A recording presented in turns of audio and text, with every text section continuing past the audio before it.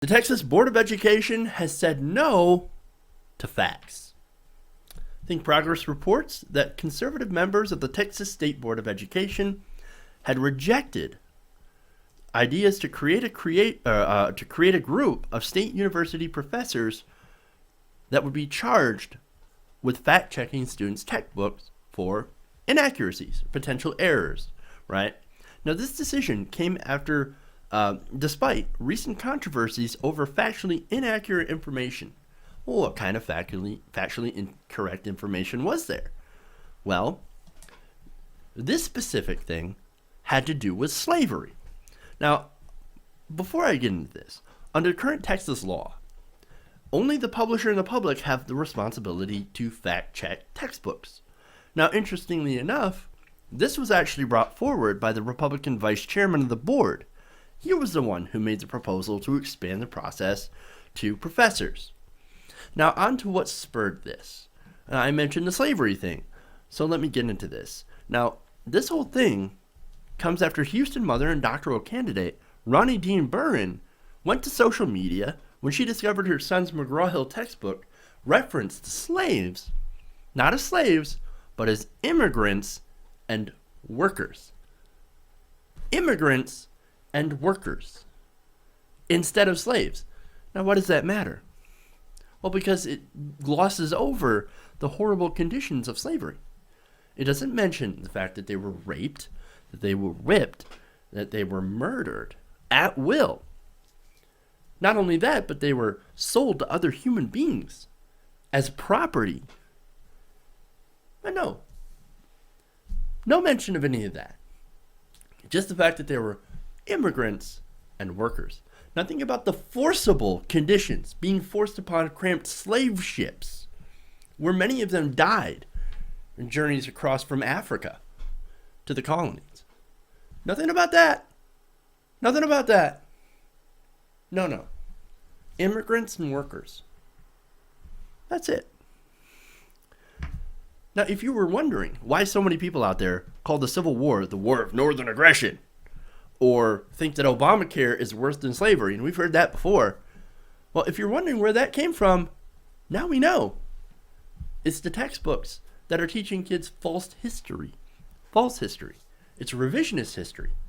It's the literal whitewashing of history. Oh boy. Now, the outcry over this, once she brought this to the attention of social media and Facebook, it went viral. And it led to a huge outrage. Huge. And it resulted in McGraw-Hill's decision to publish a corrected version and offer free textbooks to teachers, as well as something called cultural competency training. Apparently they needed it because they were not culturally competent or competent in any other matter. And this has to do with our education system, folks.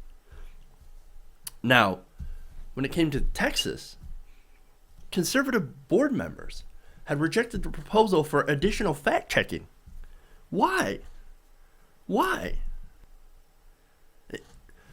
Well, they've got a couple of reasons. Well, they said, nothing is stopping you from fact-checking it now. Yes, it took a doctoral candidate and Houston mother to point it out and to put it on social media. That's not where it belongs. It needs to be correct before it enters the student's hands. We're not talking about a typo here.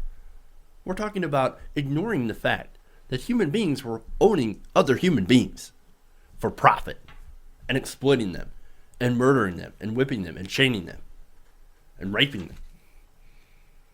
That's what they ignore. No. We should not have any sort of factual oversight. Not at all. Oh, fuck. Really? As I said, it's not an error. It's not a typo. It's huge. It's the literal whitewashing of history.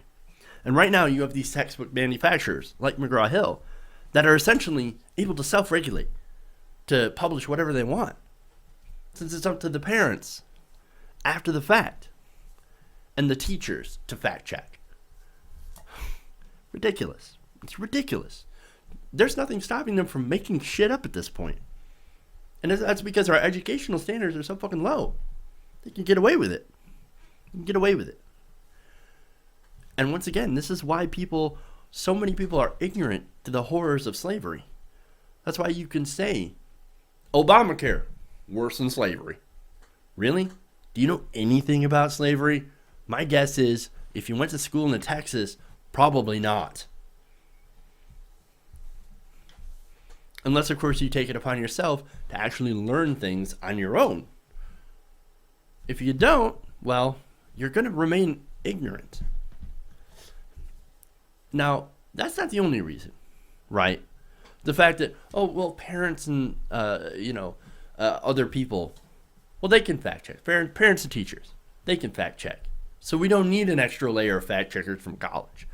Well, that's related to the other reason, the other ridiculous reason that they rejected this. One of the Republicans in opposition, a woman by the name of Geraldine Miller, said that, quote, I don't want to send a message that we feel the college people are more important. And this was according to the Dallas Morning News. That's what she said. I don't want the college people to feel like they're more important than us. Really? Oh, we don't want to make it seem like those smart college people are more important than us. Well, you're doing a terrible job. And you wouldn't need those smart college people if you didn't keep fucking up. No. I don't buy that excuse. That's a terrible excuse. These people want to intentionally dumb down their kids in order to protect their ideology. These are the same people that accuse people in college or the liberal elites of trying to indoctrinate their children. Indoctrinate them with what? Facts? Apparently. It's only indoctrination when facts challenge your ideology. And you don't like that. So here's the solution. How about we give people who specialize in these fields the ability to fact check books? Like this proposal says. Especially if they're in those fields. If you're a history major or a history professor in college, then maybe you should fact check history books. I'm just saying. How about we do that instead of trying to use school textbooks as propaganda outlets? How about we do that? And how about instead of teaching agendas, we can get back to teaching facts like we're supposed to?